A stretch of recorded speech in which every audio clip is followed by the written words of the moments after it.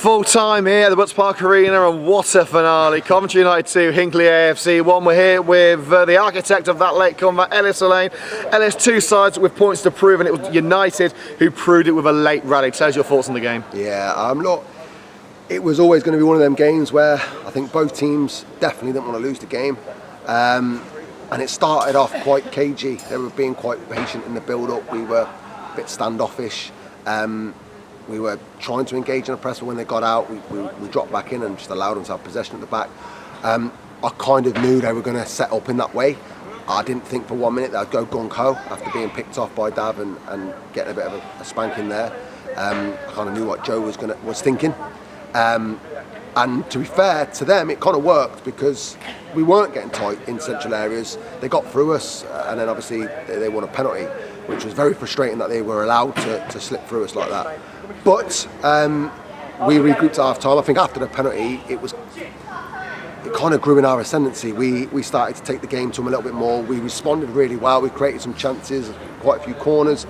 At half time, we regrouped. It was pretty much of the same. Made a couple of changes, 10 minutes in the second half, made a few more to go a little bit more front foot, and obviously that paid off in the end. Put a little bit more pressure on their back line, moved the ball with a little bit more purpose, a little bit more direct, and we ended up getting the chances of winning the game. So.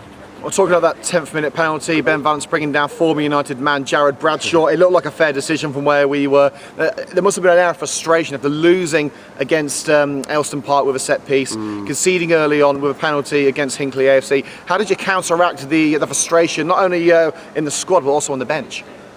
Look, I think, as I've said before, the boys know that we're a good group.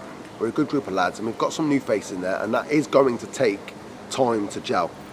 Ideally, that gelling happens through pre-season, but sometimes it's not always going to work that way, especially when you put players that have been together. We had 5 friendlies, you put a unit together for the 3rd time.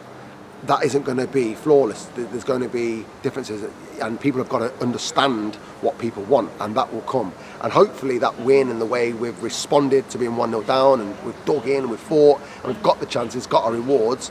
Hopefully that is the turning point now, where we keep digging in and we understand a little bit more of where we're at. And then as we go through the weeks, those relationships will be stronger, and hopefully that's when the full group of lads will be flying on all cylinders. And that is the difference, isn't it, between champions and contenders? Yeah. If you're going to play ugly, play to win. Yeah, exactly. Look, and it wasn't flawless. It wasn't the level of play that we want to get to.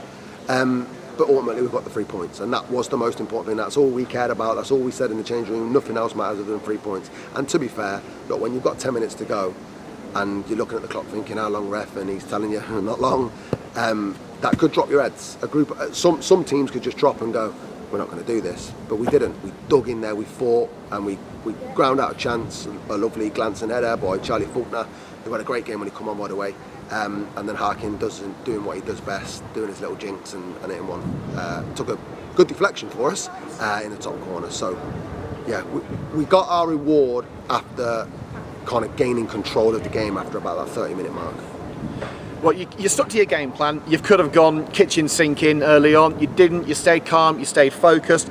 Towards the end of the game, Hinckley seemed a little too eager just to maintain possession, not go for that second goal. And there was even a little bit of time wasting towards the end, which came back to haunt them. When was the signal given to really go for it, to go gung-ho and go and get that win? I think it's when we kind of went three at the back.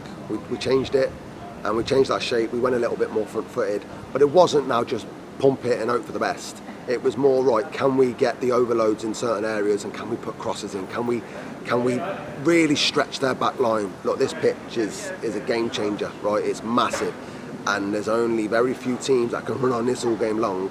And we knew if we just kept stretching them and just kept making them turn and kept making them make them runs towards their own box, at some point they will start to tire, and we'll get our chance. And obviously we did in the end. As you mentioned, Charlie's header started the comeback, looping it over the goalkeeper in Adam Harrison. He timed it to absolute perfection, just staying onside. I mean, talk about fine margins. Yeah, well, they're all giving it 3 yards offside. They're going to watch the video, and they're pretty adamant. The guy that was meant to be marking it is pretty adamant he was 3 yards off. I don't know. I haven't seen it back yet, but yeah, they were pretty adamant. But nonetheless, it was a great movement, a good ball in, little glancing header, and I think as soon as that went in, we believed that we could go and get the winner. And then we were chasing things. We ran harder than we'd ran the previous, whatever it was, 80 minutes. We were bang at it, and I think that was the fuel to say, come on lads, we can do this, and we went and done it, so happy days. And within 60 seconds came the winner, Ryan Harkin, a man who really, you wouldn't expect that type of goal. I mean, he's really been brought in for a bit of poaching, mopping up the opportunities, but he's took that ball, he's driven through it, and like you say, a deflection which was courteous to ourselves. What was the reaction on the bench getting that winner after such a hard-fought game? Yeah, it's quite wild. Look, we were talking with Tem to go, and we were saying, look, if we lose to this penalty, it'll be gutting because we have had enough of the ball. We have had enough moments to create something. We've just been so hit and miss in that final third, and it was a big relief. And it's because I feel like over the 2 games, look, did we work hard enough against Elston Park? No, we didn't. Did we work hard enough tonight? Yes, we did. And we weren't going to get the reward. So when that went in, we were relieved that we'd got the winner, but also happy with the fact that our hard work has paid off. And the very fact that you said earlier, we didn't just go gung-ho and start pumping it like we did against Elston. We tried to be a little bit, pragmatic. We tried to try different things, get the ball out wide to Harry, let's get crosses in. We had 2 people up top. Obviously Brady come on and he was a bit of a handful with his movement. So yeah, it was a very good ending, and we're obviously buzzing with the win. And finally, on to Shifnal on Saturday, the end of a very hard trifecta of opening fixtures, another tough test, and the chance to earn some prize money in the FA Cup. What can we take into Saturday's game from tonight to help us get through to the next round? The buzz. I mean, they're happy as Larry in there. To be fair, they're fully involved, and they were anyway. It just takes sometimes a little bit of time for things to click. We're in that kind of forming stage, if you like, where the lads are coming together and they're all getting used to each other and how people play. And then at some point it will all click, and it hasn't fully tonight. We've won the game, but we haven't fully clicked tonight. At some point it will, and that's when we do what we did last season. We go bang, bang, bang, bang, bang, and once that train starts rolling, I'm pretty confident that we'll be good enough to take on anyone. Well, as the lads were singing in the changing room afterwards, if you trust in the process, every little thing is going to be all right. Great victory, Ellis. Thanks for your time. Cheers.